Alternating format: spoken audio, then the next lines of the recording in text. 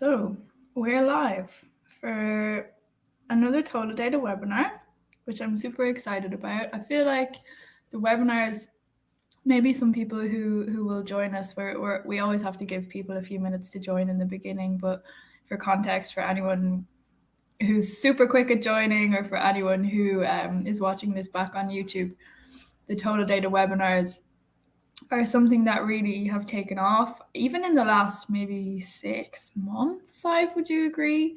Where Absolutely.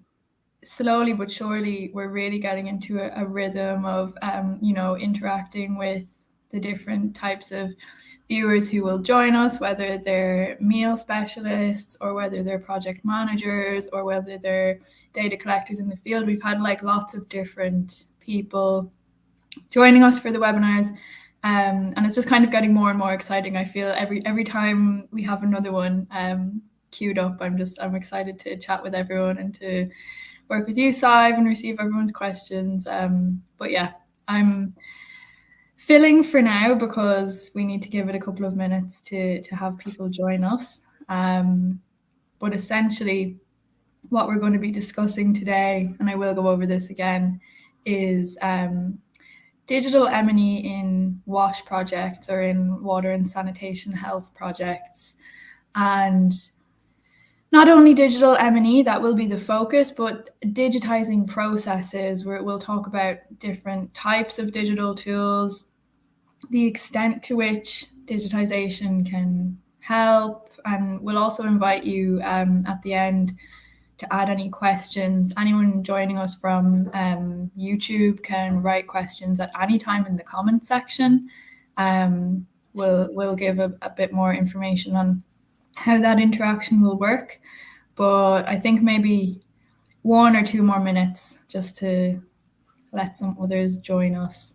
I received quite a few lovely messages from some LinkedIn connections who were excited for the webinar. So if that's you, thank you so much for joining. If that's you watching back, thank you for checking out the recording.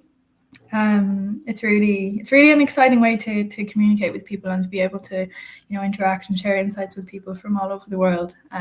So really happy to be able to do that. So maybe, what do you think, Sive? Will we give it another moment before introducing ourselves properly? Yeah, another minute, I think. Let people have their connection problems and be able to join in. I know. I always say lately, I feel like, especially with everything that's happened with the pandemic in the last couple of years, you would think that at this point we would all just be total pros. There would no hiccups, no kind of connection problem. But I think it's not a normal day if there isn't one tiny thing that happens for someone. It's part of the fun, part of the process, I suppose. Absolutely. And if you're watching on YouTube, you might be able to see that our colleague Anya, who is a customer success executive here at TolaData, she is joining us live. She is in the background of this stream. You just can't see her lovely face at the moment. I'm sure she'll speak on a future webinar, but for now she's in the background, but can see your comments on YouTube coming live. So as we discuss, if you have questions or any difficulty or anything like that, Anya's also there to help you out.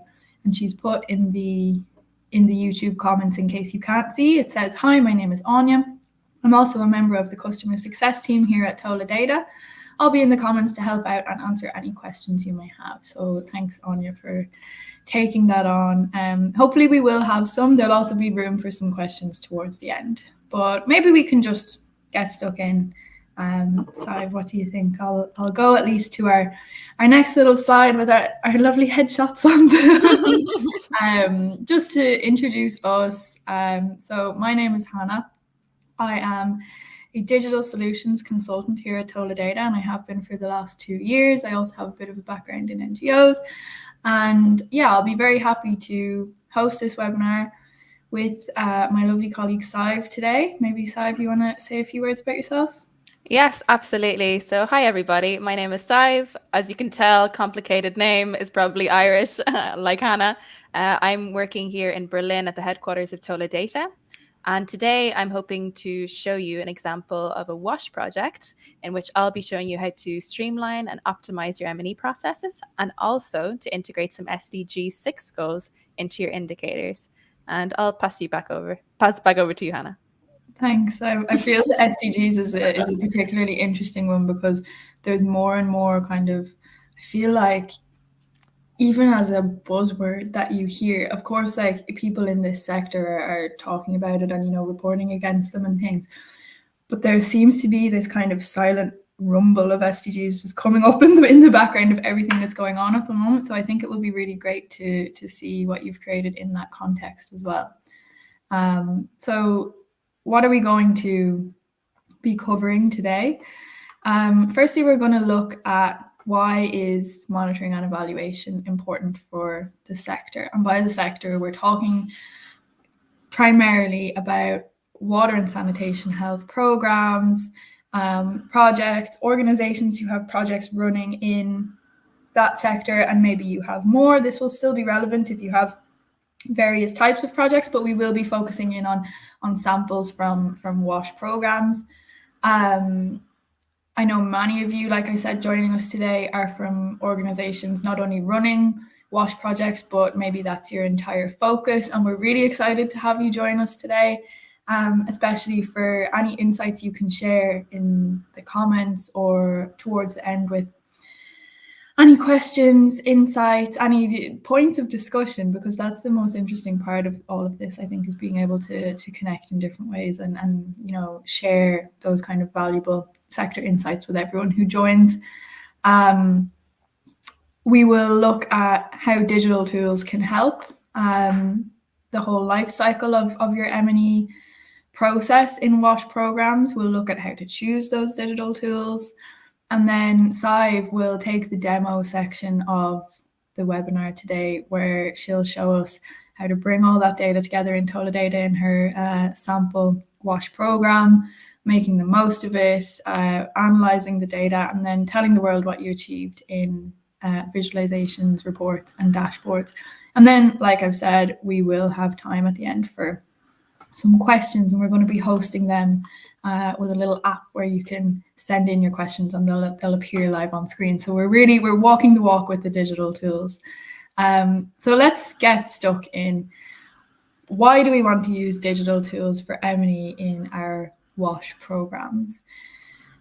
I guess many people who listen or watch this back will agree when I say M&E is traditionally paper-based, right? Even there were people I was speaking to earlier this week who are currently moving from 100% paper-based practice to starting to digitize a little bit. And that paper-based practice can have so much admin involved.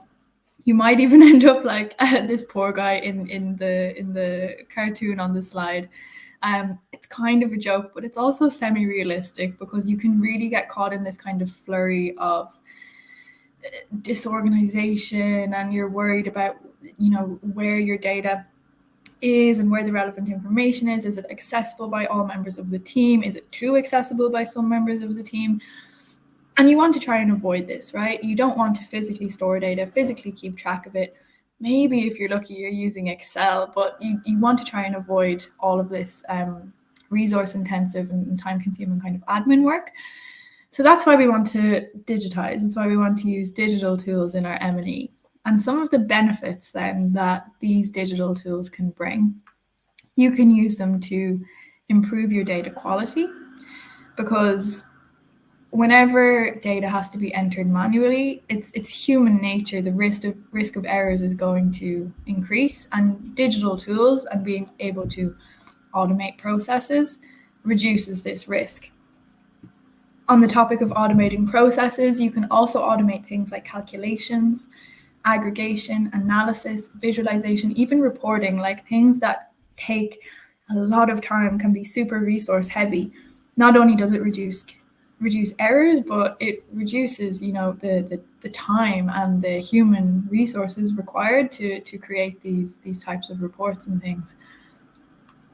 The real-time insights is an interesting one for me, because I feel this can sometimes be a little bit overlooked, because you think, oh, well, if I have the data, then it's there. You know, it's I have access to it, so what's the problem? Well, the problem can be that it's not always 100% up to date. You can't be, without a digital tool, in my opinion, 100% certain that you have the most up-to-date information possible. Whereas when you digitize these processes, use digital tools for example, updating your indicators. For example, you link your indicators to a report. You can be absolutely confident that with a digital tool, that report is showing you the most recent results of your indicators. And it means if you're sharing that with donors, partners, stakeholders, team members, data collectors, anybody, they're seeing the truth of the scenario. They're not seeing historic or no longer relevant information. Another point that we mentioned here, and what I want to kind of, as a side note, just say is that these are 6 examples. If you have more, please put them in the comments section. I can see we've had some already, and thank you so much for joining and for adding those comments. We're really happy to have you guys join us, and I would absolutely invite you, even right now, if you have more examples of why you want to use digital tools for your M&E, but for the kind of whole life cycle of your project as well. Add that in the comments. Let us talk about it. We'd be really happy to. And it kind of falls nicely into this point about connecting easily with remote locations, because we have Saul in the comments, who is in Tanzania, and Sive and I are based in Berlin, but we're able to live right now discuss this topic together, and I think it's a wonderful thing. And not necessarily that either of us are in particularly remote locations, but we're far away from each other, but we can have this conversation immediately live in real time. And I think digital tools can really bridge this gap between remote locations and maybe headquarters, and it means that the people, maybe your data collectors in the field, those types of team members have a real kind of access to what's going on, maybe behind the scenes. It also helps to implement best practices. Your digital tools can guide your teams in the way that data should be collected, should be managed, should be analyzed, and it helps to always have a kind of reference point. Like, for example, if you're using a digital tool for your M&E, you can have very clean-cut instructions of your best practices, and it means that every time your team accesses that digital tool or you access that digital tool, you can come in and you can check what is that process? What are the steps that I need to follow in order to implement this in the best way possible? And it means everyone has the same rules being applied to their work.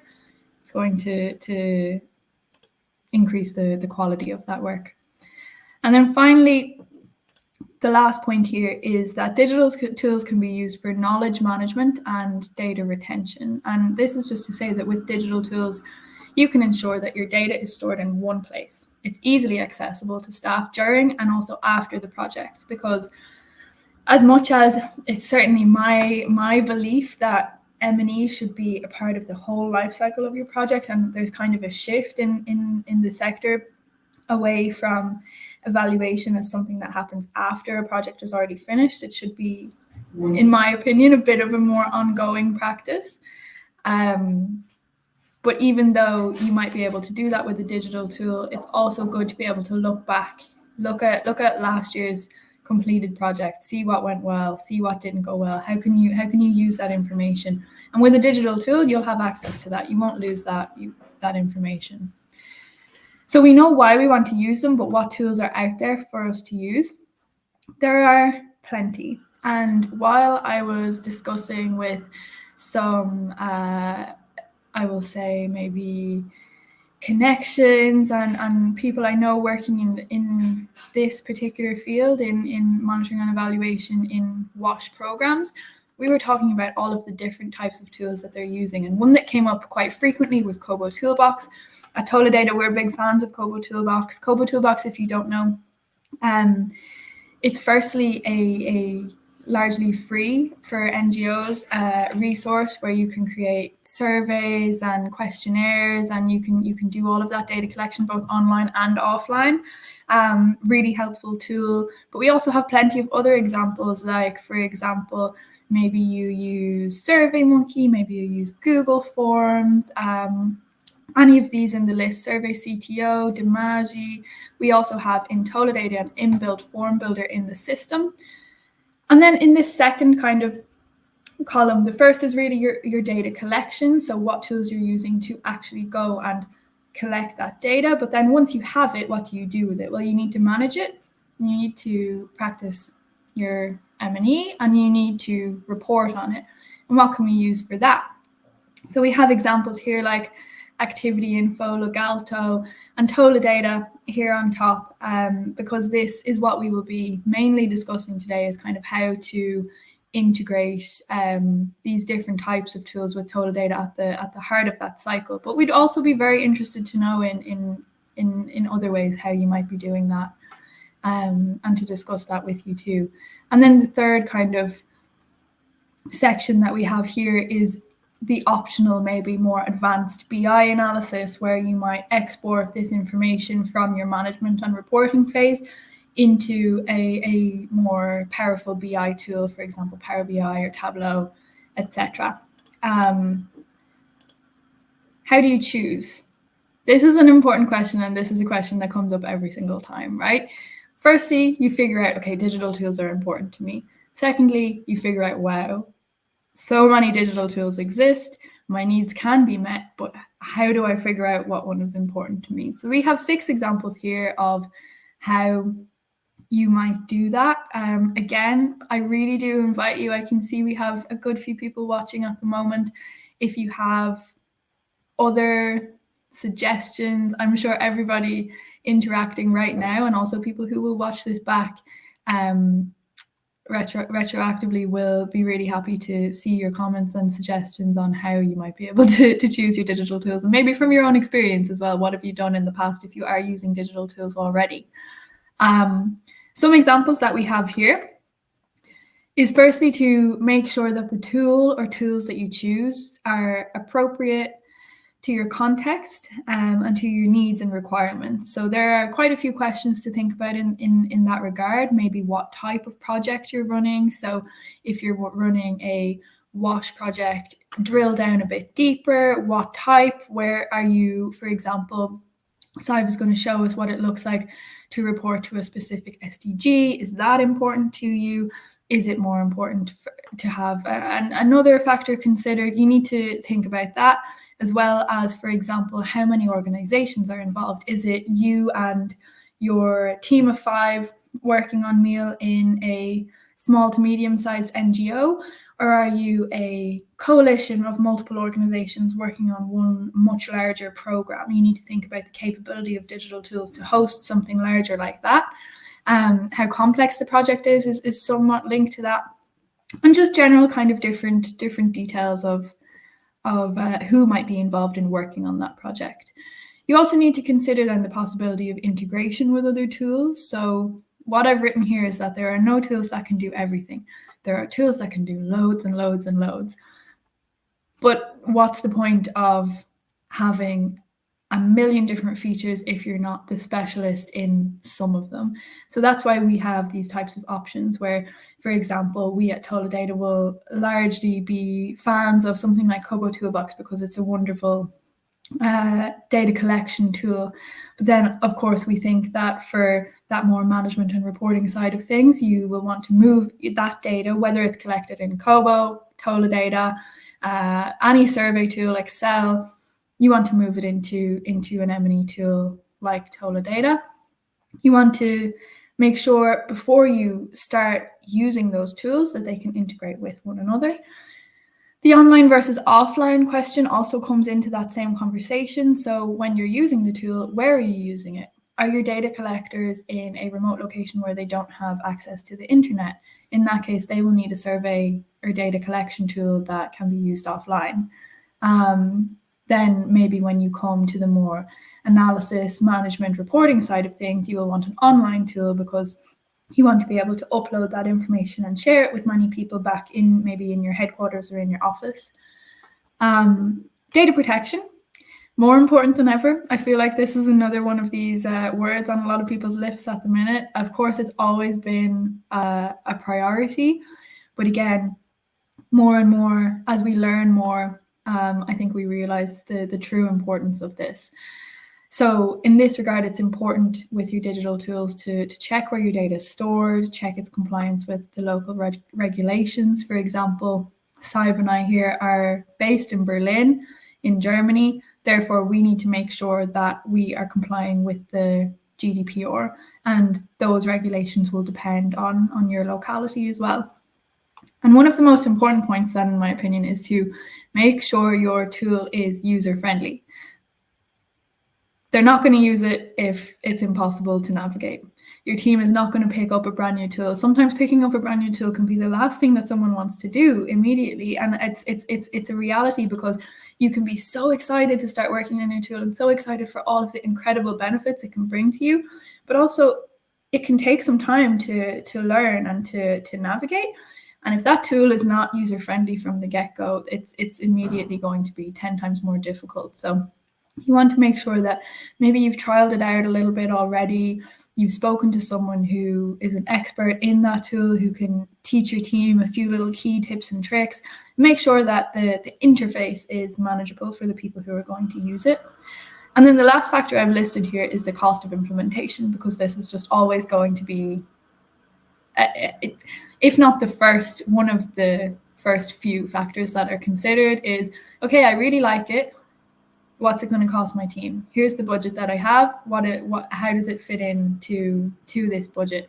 There's no need in this day and age, in my opinion, to custom build tools 100%. There are so many off-the-shelf availabilities out there, and if they don't suit you 100%, customizations are optional. To build something from the ground up is so expensive, so time-consuming. It almost feels like it would be wasteful when there is already so much out there. Again, if you have any other tips and tricks, please stick them in the comments. Even if you're watching this in the future, thank you, future watchers, for checking this out. Stick them in the comments for anyone who comes in later on, because I'm sure everybody will be really, really grateful for kind of fellow colleagues and connections working in the sector for your insight. So an integrated data cycle with TolaData. This is a kind of flow chart diagram of what the full data cycle might look like using digital tools. Firstly, for your data collection, then with TolaData at the heart of the cycle for your monitoring and evaluation needs, and then moving into the visualization and reporting using TolaData's dashboards feature. And then you also have the optional BI analysis if that's necessary to you as well. For example, in the first column here, the data collection, we have tools we've already spoken about, maybe ONA or ONA, I've heard it pronounced both ways, is a tool quite frequently used by people I have worked with and spoken to. We also have Survey Solutions is a good one that I haven't mentioned yet. The TolaData forms, Google Forms, Kobo we've already discussed. And then you can, for example, with the TolaData forms, have the direct real-time input into TolaData. With the others, for example, Kobo and ONA, you can have an API integration. And then with others, you can, any survey tool I have ever come across, you can export to CSV, which means that with TolaData at the heart of this, you can import any machine readable, from any machine readable source, you can import that as a CSV file. Manage your M&E within TolaData. Sive's really going to drill down on that now in a moment. And also visualize it, report on it, share that reports with donors, with partners, with stakeholders, with your team members, everyone who is interested. And then also the option for BI analysis somewhere like Power BI, Tableau, Superset.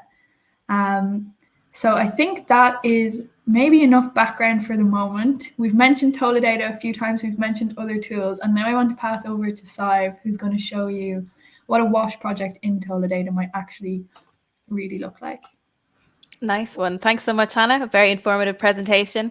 So yeah, as Hannah just mentioned there, I want to be taking you through our platform and show you how you can set up and monitor some WASH projects and also to integrate your SDG goals. So I'm going to share my screen and I'll ask you, Hannah, in a moment if you can also see it. So it should have popped up now. Is that clear for you? It's clear for me. Everything looks good on my side. And if anyone in the comment section, thinks this is a bit too small, let me know, and I can, of course, maximize it so you can see it a bit better. But in any case, we're now on to the demo side of things. And again, here is where I'm going to show you how to set up and monitor your projects. So if you have used TolaData before or used the free trial, you'll know that once you log in, you're going to be brought to this homepage. And on this homepage, you're going to get an overview of all of your different projects that you see down below here, all of your sites and stakeholders. Here in the project section, you can group together your projects by portfolio, by country, and by status.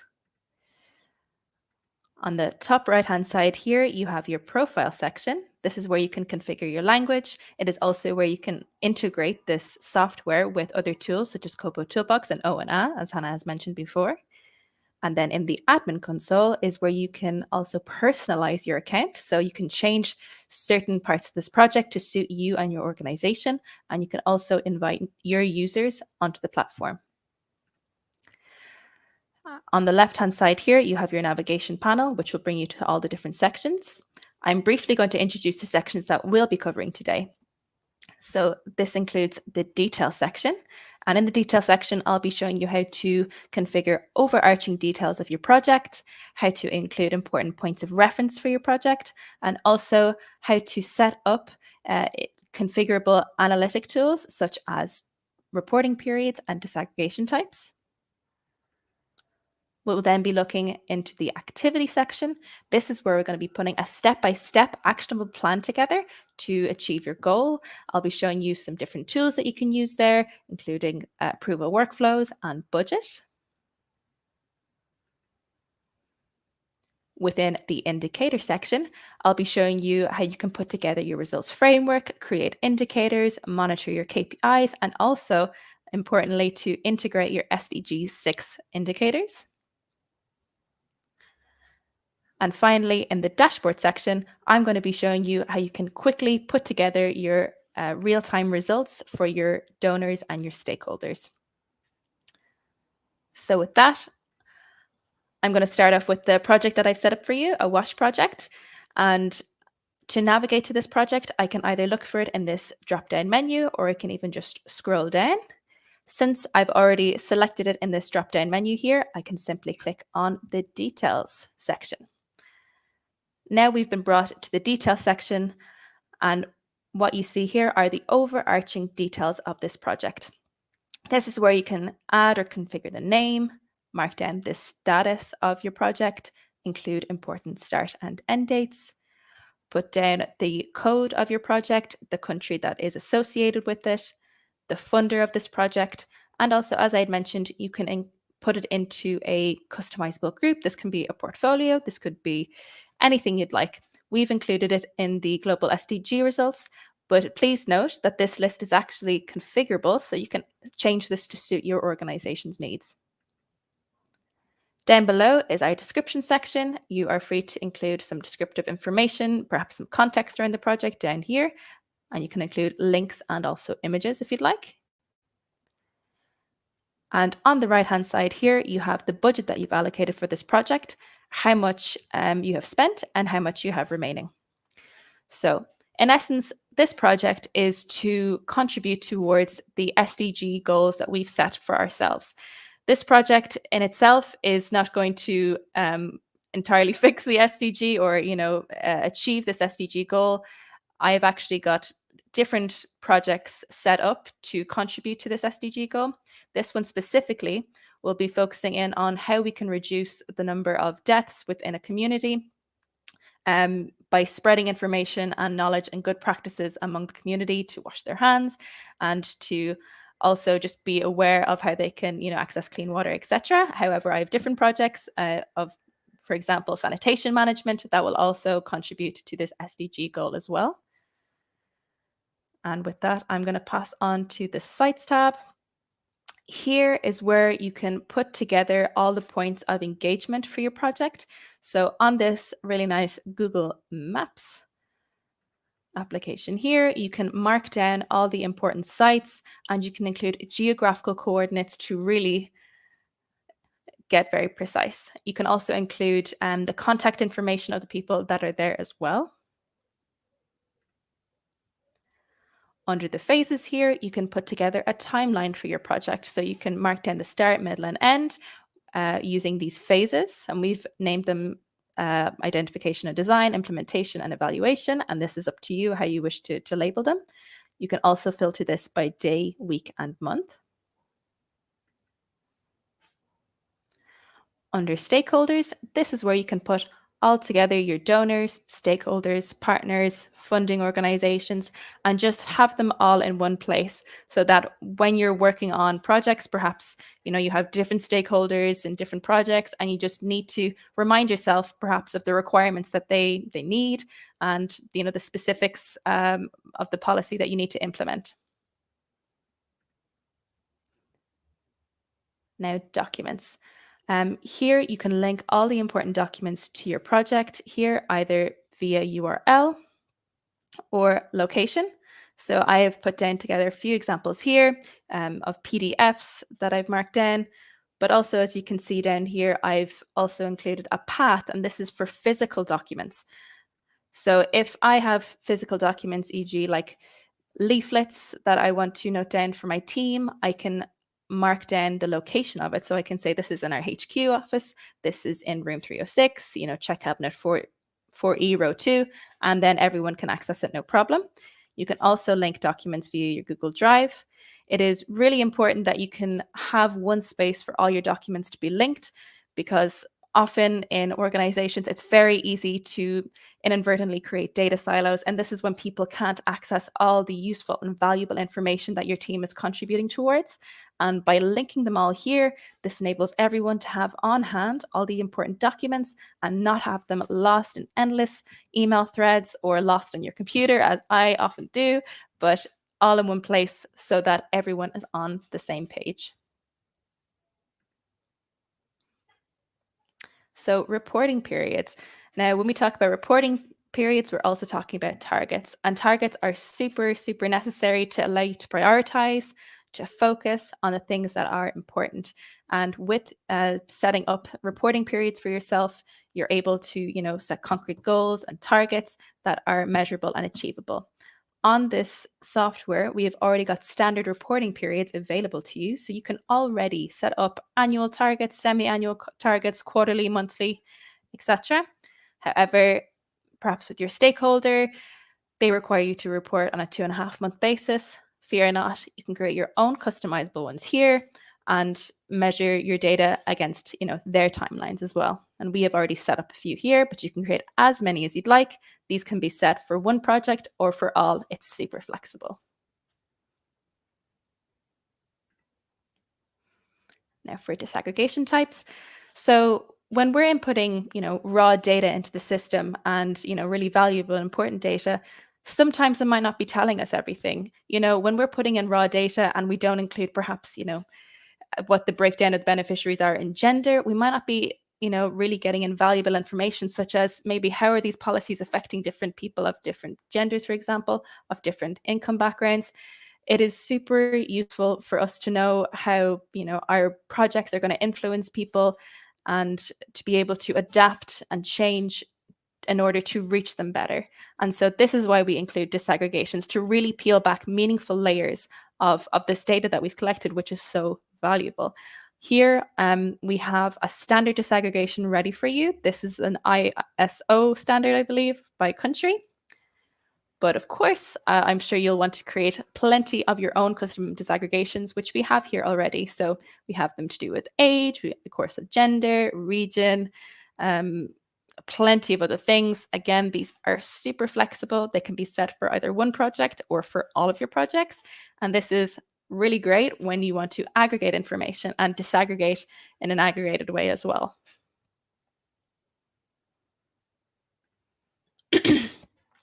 Now the team tab.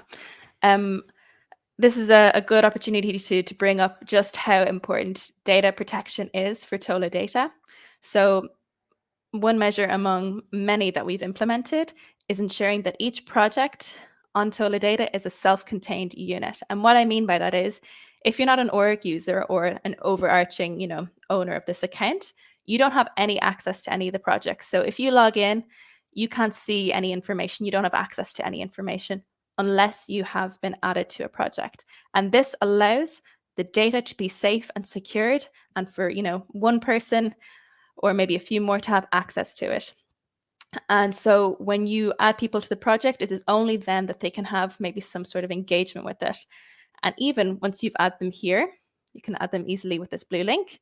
You can also assign a role. And what these roles enable you to do is to limit or permit different levels of engagement or access. So as you can see here, view only is very limited. As it suggests, the person can only view the information, but they can't change anything. And as you go up this ladder of access, there is different permissions and accesses available to them, just to the project admin, where they have the full range and they can add, modify, delete, you name it, and configure different things about this project.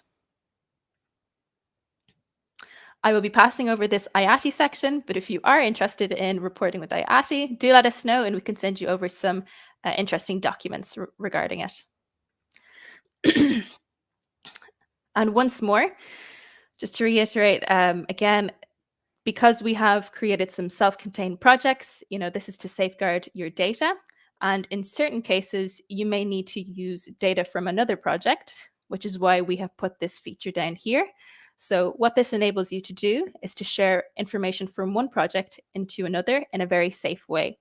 And you can do that easily. You can share the information of this data with any of the other projects that you have. And what this feature is very useful for is, say, for example, you want to track the number of beneficiaries in many different projects and link them to an overarching project to see your overall impact. It can be a very powerful tool.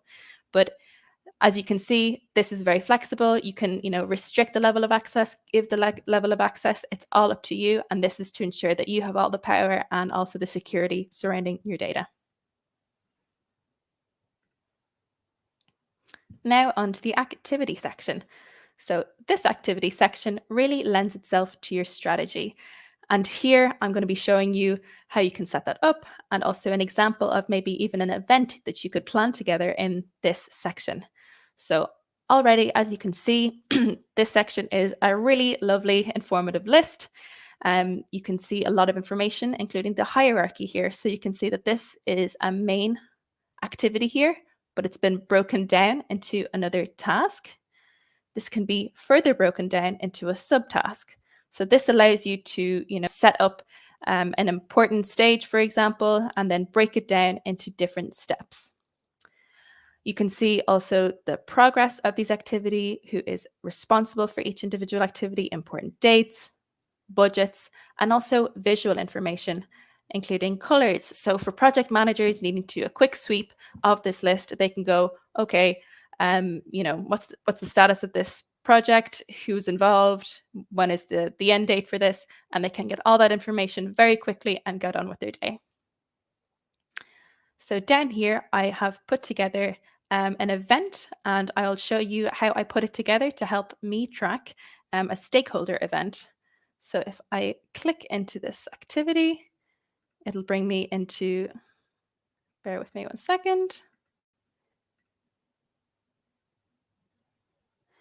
It will bring me into the activity details. Perfect. And on this first page is where you'll see a lot of the information that you saw on the list. So this is where I can, configure the name. I can put down the person responsible, the progress of this activity, include the visual information for the project manager, link it to a phase. So this is, like the timeline I showed you on the details level, you can link it to a phase. You can also include, of course, important start and end dates. You have the option here also to set as a milestone as well. Then at the bottom, you have the opportunity to put in some contextual information, more links, more images if you want.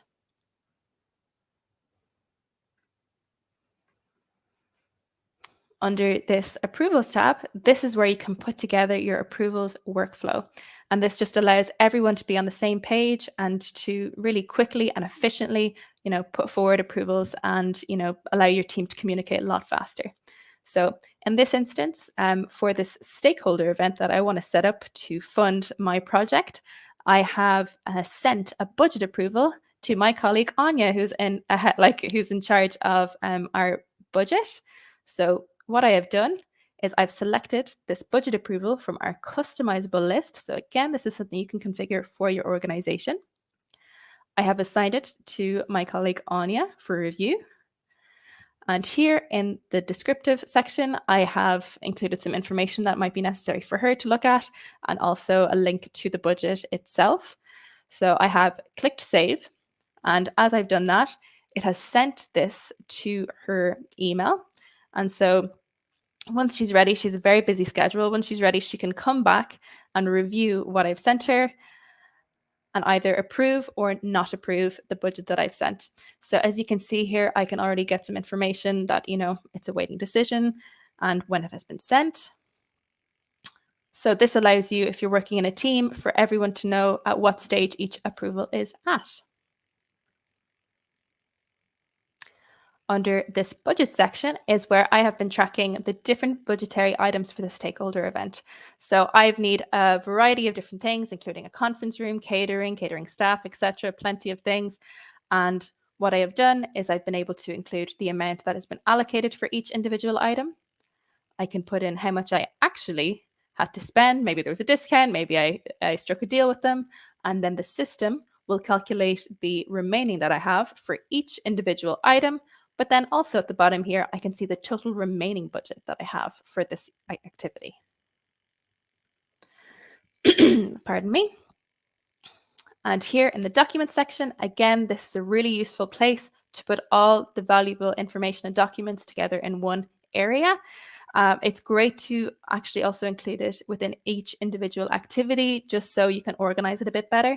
So here, as you see, I've got different documents related to this stakeholder event attendance, rental contract, etc., that again can be linked either via, the cloud, Google Drive, or a URL or location. Under the indicator section here, this is where I can assign indicators. This is very useful for you to be able to measure and to be able to have a concrete way of measuring how successful this activity is. So in this event, I wanted to see the number of stakeholders who attended this event and also the number of stakeholders who have pledged donations. And as you can see here, we can see the status of this. It's been mostly achieved, yay, and also some actual versus target information. So I can just see how well it's going. Under the sites here, this works in a similar way as it does in the details level. Again, this is a really great way of organizing, different sites, because perhaps in different activities that you have, there's different sites associated, as well as the stakeholders here. Perhaps some stakeholders are funding certain activities and not others. It is good to have them separated, again, just to be able to link up the requirements that they have to the specific activity that you're working on. And as you're feeding this activity section slowly, bit by bit, the system will automatically generate a really nice chart for you so you can see when activities start and when they end. Again, this is filterable by day, week, and month. And you also have these nicely highlighted orange activities, and this just lets you know which ones are the milestones.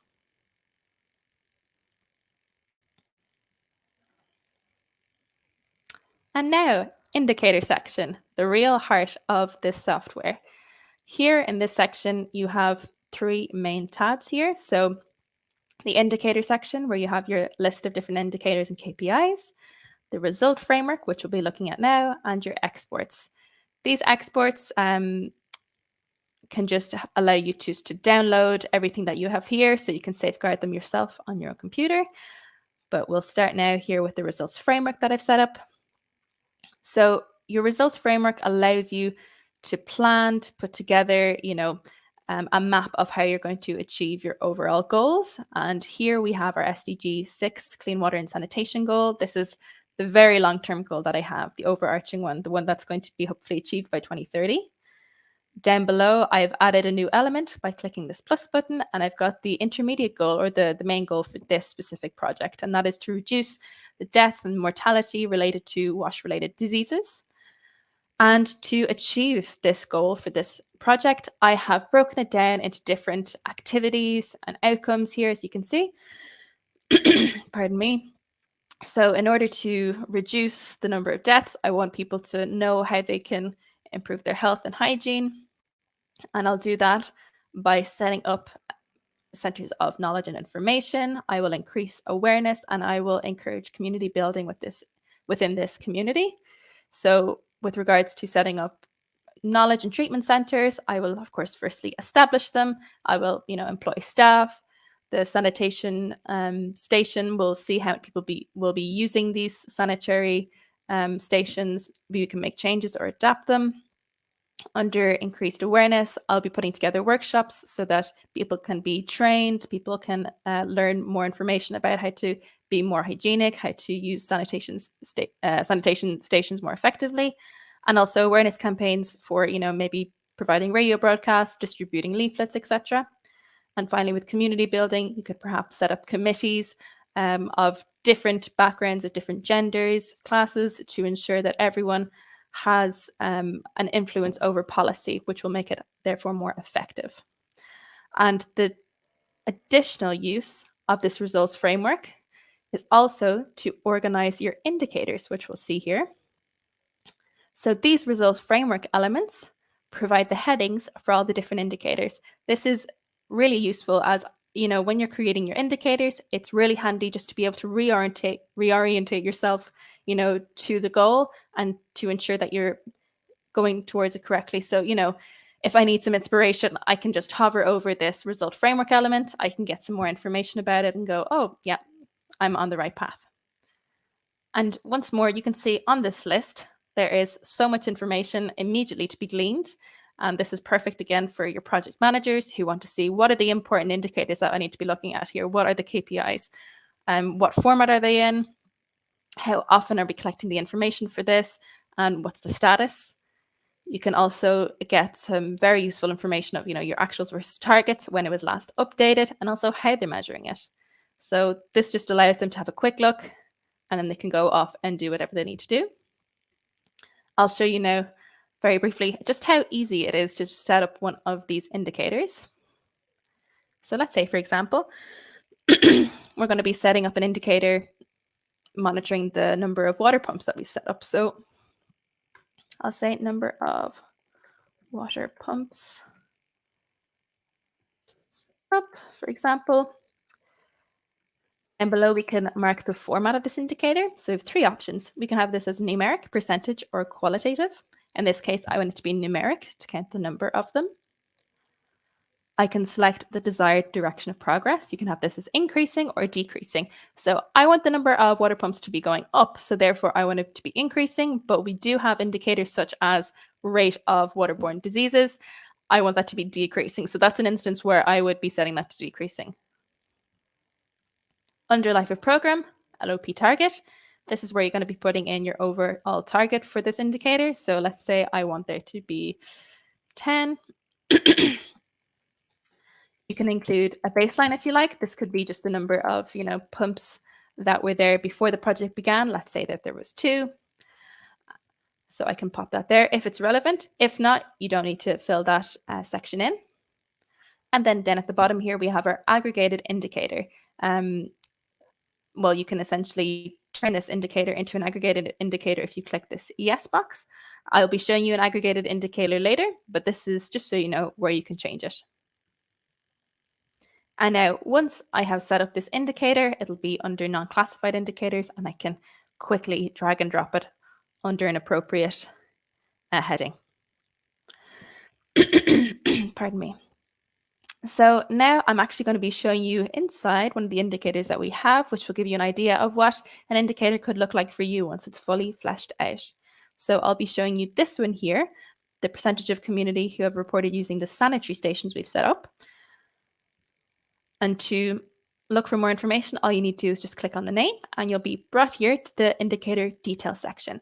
And here, again, you can configure and add important bits of information, including the name, of course. You can organize it better with an indicator number, change the format, change where it sits within the results framework, include the data collection frequency, mark up as a key performance indicator. Within the description section, this is where you can, again, include descriptive info about this indicator, contextual information, why you're collecting this data. And in the notes, you can include plenty of things, including maybe changes that have happened to the indicator over time. Maybe the name has changed. Maybe include, some best practices that people should be aware of as they're collecting this info, or even a potential setback. As with this indicator, you have the percentage of community who have reported using sanitary stations. How do we know if this is true? Maybe some people don't want to be honest about how often they've been using it, so they might lie. So you need to be aware of this as you're collecting this information. Down at the bottom here, you have the reporting section. This is where you can include, the source of the information that you're gleaning this info from, why you're collecting this info, and how often you're reporting it. So again, this helps promote best practice within your organization, between your M&E team, and helps everyone monitor and evaluate in the best way possible and the most efficient way possible.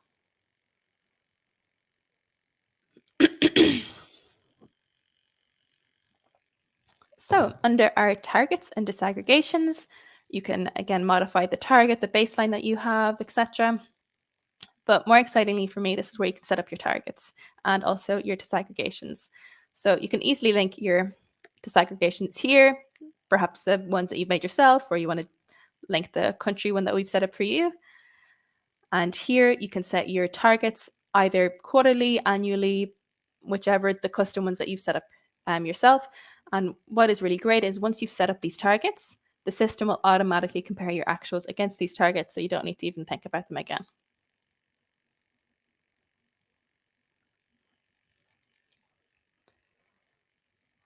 Now, under the collected data section, this is where you're going to be inputting your raw information. And there are two ways of doing so. You can either enter it manually, or you can pull it from a data table. Manual entry is super easy. So let's say, for example, 35%, and we've collected it on July 27th. These are the two mandatory cells. However, if you want to include more information, including an identifier, what distinguishes this data, what's the site you want to include, if you need to use evidence here for stakeholders, if you want to include notes about how you collected this information. And you can also include disaggregation types here. So let's say we want to break this down by gender. So we have 35. Let's say break this down into 15, 15, and 4. Now, if you have really good math skills and you've added this up, you'll know that this does not add up to 35. And I'll show you why. So once I've put this disaggregation information in and I click save, pardon me. Hold on 1 second. Anyway, when I think I may have put that incorrectly, but if you have disaggregated information and you include them, the system will automatically tell you if this disaggregated information adds up or not. So you are able to change the disaggregated information and modify it if you've made an error. And here, as you can see, we have a lot of different logged entries. And with these logged entries, you can again see, if this entry is disaggregated, when was this collected, is there evidence attached? Maybe you have identifiers here, including maybe the event it was taken at, and you can see who has added it again and at what time did they add it. And this is very useful just to understand the nature of this data, if it's reliable, and also if there's any issues or problems, you can go to the person who's input this data and ask them questions about it. Up top here, you have also the ability to mark down the status. Is this indicator going as planned? Is it on track? Are there any delays? Has it been achieved? Has it been mostly achieved, etc.? So this again allows more communication between you and upper management when they want to read this indicator very quickly. You can also change the total actuals formula. So with this being a percentage indicator, you can see the averages of all of this information, the median, or even the last collected date. In this case, I have it set to the last collection date. And again, you can additionally pull from a data table. Just very briefly, you can also include conditions to your data tables to ascertain, more specific information. You can disaggregate the data so you can do exactly what I've done before in the manual entry. And with all of this data that you have fed into the system, you can see an overview of all of the results that you've included. So already here we have the actuals, which is related to the donor that you have, but you can set this to reflect, the standard calendar year. So we can see what are my actuals year by year, what is it by semi-annual, quarterly, monthly, etc. You can see how did your actuals measure against your targets. So as we can see here, this is the target that we've set. This is the actual. We were a bit slow to begin with, but we're slowly getting beyond our targets, which is great. And finally, here you get the breakdown of your gender types. So we can see that, 15% of women have reported using these sanitary stations, 15% of men, and 3% other.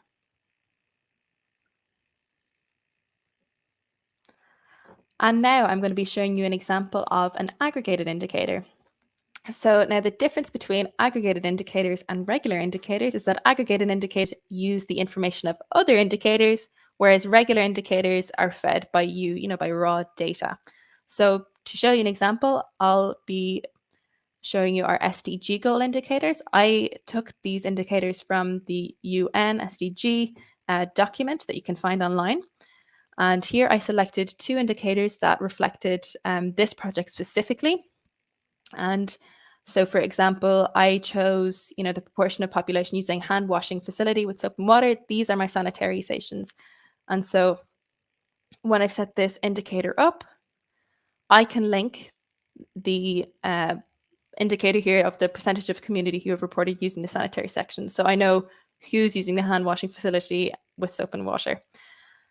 And not only does these aggregate indicators aggregate the information, so it adds up the actuals of different indicators, but you can also perform different calculations on these aggregated or on these indicators. So you can have the sum, which is sort of the usual function, but you can also use different calculation formulas, including subtraction, multiplication, division, average, etc., which can be useful for income, for example.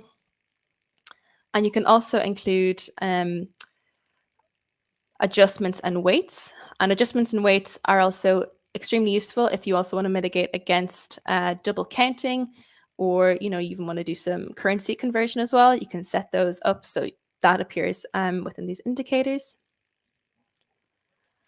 And with these indicators here, these can be aggregated not only within one project, but you can also aggregate them to an overarching project. So this project is linked to our Sdg goal projects, but if I wanted to make an overarching Sdg goal project to monitor the success of all of these different Sdg goals specifically, I can aggregate them no problem. And very briefly, TolaData provides its own forms. And so here you can set up forms that can be templated across different, all of your projects. This allows, for a standard to be established across the board. Our forms are equipped with, text fields, multi-line text fields, email addresses, URLs, you name it, dates, numbers, percentages, drop-down, skip logic, validation rules, etc. And these can be published online. And as Hannah mentioned before, the information that is inputted into the forms immediately appear in the software, so you can use them immediately. And here in the data table section, very briefly, this is the treasure trove of your data. So this is where you're going to be linking all the important data tables that you have. I have already uploaded a CSV file here, but you have the option again to integrate and seamlessly import the data tables that you have in KoBoToolbox, in O&A, Google Sheet, OneDrive, and for any other different data collection tool, you can import the files via CSV format. So this is exceptionally great for any type of integration that you need.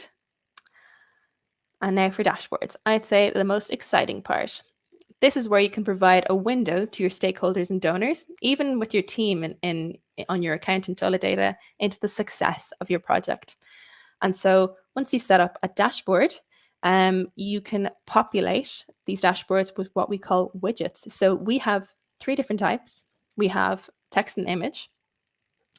So as you can see here, we have, the text and image that shows the clean water and sanitation SDG goal. We have this text one here that provides contextual information for the information that the viewer is about to see. You can include, of course, blogs, articles, reports, you name it, for these text and image indicators, no problem. The next one we have are project indicators. We have a whole host of options for you. So these include, location widgets, which are super exciting. So you can see where these projects are taking place. You can also get the status of your indicators. I've selected the SDG KPIs, so we can see, if it's been partially achieved, is it on track, etc. And then you also have more widgets with regard to, total actuals versus targets, line graphs that show you maybe rates very well, disaggregated pie charts here, targets versus actuals, plenty. There is so many for you to decide from. It's quite exciting. And finally, we also have widget types. So they allow you to see the budget that you've got allocated for each individual activity, or you can also set it for your entire project if you want. Now, what is so great about these dashboards is that, as you're feeding the indicators in your indicator section, this updates in real time. So you don't even need to worry about it as soon as you've set it up. And these can be shared either, internally or externally. And the settings section here. So as you can see, I can share with an individual user, I can share with a team, or I can share with every user on my account, or I can do it externally and I can generate an unguessable URL. I can copy it and paste it here so that when people are reviewing it from the outside, all that they can see is a corkboard view of the dashboard. They have no access to my account. Again, this is the data protection side of things. We've ensured that they have no access. This is completely external. They can also see, up-to-date information on the info that they're looking at. They can interact with this dashboard. It's very dynamic. Hover over, get even more information. And again, have real-time information so they can communicate with you, advise you perhaps on maybe some changes or adaptations that you might need. One of the new features that we've included as well for our dashboards is customizable colors, which I was super excited about. And you can create as many as you'd like here, and in accordance to your own organization or just the colors that you prefer. And you can choose any color that you like, as long as you can, I think, drag the mouse over the color that you want in this wheel, or you can either have specific codes, international color codes for them as well. We have an additional team section here, again, data protective measure, where you can choose who can interact with this dashboard. So for example, maybe I want Anya to help me along with this dashboard. I can set if she has edit access, which is a limited form of configuring this dashboard, or I can set her as a dashboard admin, and she has entire access over how to curate and change this dashboard. And just to mention, you can create as many different dashboards as you like and cater them specifically for each individual stakeholder that you have if they have specific requirements. So feel free to go crazy. And also note that you can change the size of these widgets. They don't need to be like this. And you can change the format. You can switch them all around the dashboard as you like. And finally, as you're using TolaData, if you decide to at some point, you do always have so much help at your fingertips. You have the guides in the bottom left-hand corner, which will bring you a step-by-step help on all the different features that I've showed you today. And you also have, this fresh chat thing here, which, if you just want to talk to a human and want a question to be answered, you can contact us, get a reply very quickly, and get on with your important work. We also have different resources on our website, including a quick start guide, also a knowledge base for even more information. But yeah, you can also send us emails. So plenty of different ways of contacting us, and please don't be shy. So with that, I might hand over back to Hannah. Thank you so much, Sive. I love this dashboard. The dashboard is always my favorite section. To be honest, simply, I think I'm a visual type of person. I love working hard on that data and working hard on gathering it all and putting it all together, and then just being able to go in you go into the dashboard. It's always really impressive and great to see it in that format. So we have gone slightly over the time, and I will take responsibility for that one because I think I yapped a little too much on those different types of digital tools earlier on. It's just, there's so much to discuss, guys. There's so much to discuss, but I'm glad. Thank you for sticking with us if you have. The last couple of things I want to mention is, you may have seen the little banner that appeared on screen, but you can try TolaData for free. There are no strings attached. You don't need anything but your name and your email address. You can create an account and come and play in it. And like Sive mentioned, you can contact us in myriad different ways to access that type of help while you're getting started. Should you choose to subscribe, our commitment to the nonprofit sector is that NGOs will always receive 50% off of our standard price. So you can get a really good deal on TolaData. The other thing then is TolaData's community support program, which was recently launched, and it's part of a commitment on TolaData's side to inclusive digital transformation, because basically we believe that developing capabilities to use technology in a meaningful way is really, really essential for achieving your organization's goals, achieving the SDGs. We want to help reduce that digital divide, increase competitiveness of local grassroots, civil society organizations, and just make sure that all organizations, no matter their size or their location, have equal opportunities to participate in the digital world and benefit from these types of innovations that we're talking about today. There's so much out there, and there should be no limit to who is able to access that. And with that, we have launched our community support program, and I have gone back to the wrong slide, but there it is. And basically it will allow grassroots orgs to have very, very, very affordable access to a software like TolaData for only €19 per month, which is a very considerable discount. And then the last thing is questions. And if you've stuck with us to now, we have questions which you can either add in the YouTube comments, or you can use the instructions on screen. If you have your phone, you can scan the QR code and type your questions in there. They will pop up on screen, or you can follow the instructions on the left. Go to menti.com and enter the code to add your questions. I see we already have one in YouTube, so check these out. Let me take a look at what we've got in the YouTube comments already. So Saul has asked, I had some questions at the start, but you managed to take me through. Great, that's what we wanted to do, so I'm glad to hear.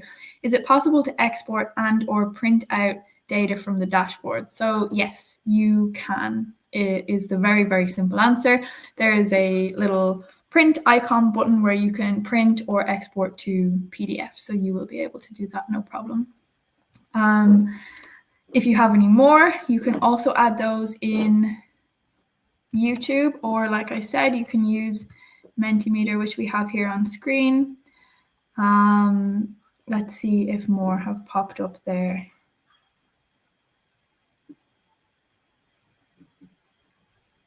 Have we got any questions in here? If you add those questions using the information that we shared, they should pop up here. We'll be able to answer them live. So let us know. We'll hang on for another couple of minutes. I know we've already gone over the time, but I can see that a few people have stuck with us. This one says, I would like to integrate a dashboard in my company's website. Is that possible? Super good question. I love when we get questions about the dashboards. I feel like I'm just always excited about that section. Yes, that is possible as well. Is again the very simple answer. You can actually embed your dashboard in your website. We have a little guide on how to do that. It's very simply done. or you can reach out to us, we can explain. But the easy answer is yes. And it's nice to see when organizations using TolaData also choose to integrate in the website, because it's one thing to be able to share with, you know, your partners or your stakeholders, but people who maybe donate to your organization or follow the work of your organization online, it's great for them to be able to see it from there as well. We've had another one from Sol on YouTube. Thank you so much. Is there a level of access to data and digital app features within an organization based on seniority and responsibilities of staff? Yes, there is. So to put it briefly, so I've mentioned that each project in TolaData is really just a unit of data. So you don't have to see it as, I am only running one project, therefore in TolaData, I must only have one project, because actually you can break that down into multiple units of data. And per unit of data, you can manage how many members of the team are added to that project or unit, and then their responsibilities within it. So they can have view only, data entry, edit access, or project admin permissions. And of course, that will then manage, for example, a data entry user, they can't edit or delete anything, but they can come and they can add data to the indicators. Whereas a project admin can invite new team members, can edit, can delete, can change indicators, things like that. There's also then in TolaData what we call an org admin, and this is kind of what you would consider a super user, who probably is the one who has created the account or is managing the kind of overarching program, and they have access to everything. They can see all the projects, all of the team members, everything that's going on. So there are definitely multiple levels at which you can manage that access. And you can also invite different members of your team to join you as well through your admin console. So you'll always have an overview of how these things are going. I want to show this just one more time in case we want any other questions to be added at Menti, because like I said, they'll pop up live on screen. We can answer your questions live. You might hang on for another 3 minutes or so in case there's any more. But I really hope it's been beneficial. It's a topic that I'm really interested in discussing more. The more kind of WASH projects, programs, organizations that are using TolaData, the more I get to delve into this this sector and this world. And it's really, I think the possibilities of the different benefits that you can reap from TolaData in these types of programs are really quite endless. And I hope you can't hear the construction that's going on outside my window, because it's super noisy. But I hope that's not transferring to you guys. But I'm sure you'd agree, Sive, like part of the joy of TolaData can really be the really wide variety of different organizations that we speak to. So you can be pretty certain if you're watching this live right now, or if you're watching this back, we have a use case in mind that's similar to what you're trying to do, and we can really help you set that up, or one of our colleagues has. And it's a wonderful way to get to know how lots of these different programs are running. Well, if there's no more questions, I will say that if you are joining us on Menti using that little code that we shared, there's an option to add your email address. This will not pop up on the screen, but we will be able to see it, and we can contact you afterwards in case you want us to reach out to you. Otherwise, if you have joined us via LinkedIn, because we got a couple of people who have come from there, if you clicked attending on that LinkedIn event, we should be able to follow up with you directly from there in case you have any questions, any comments. Your feedback is more than welcome, because that's how we grow, it's how we learn, and we would love to receive that from you guys. So thank you so much to everyone who has joined, for your questions, for everyone watching this on YouTube in the future. Thank you for checking us out.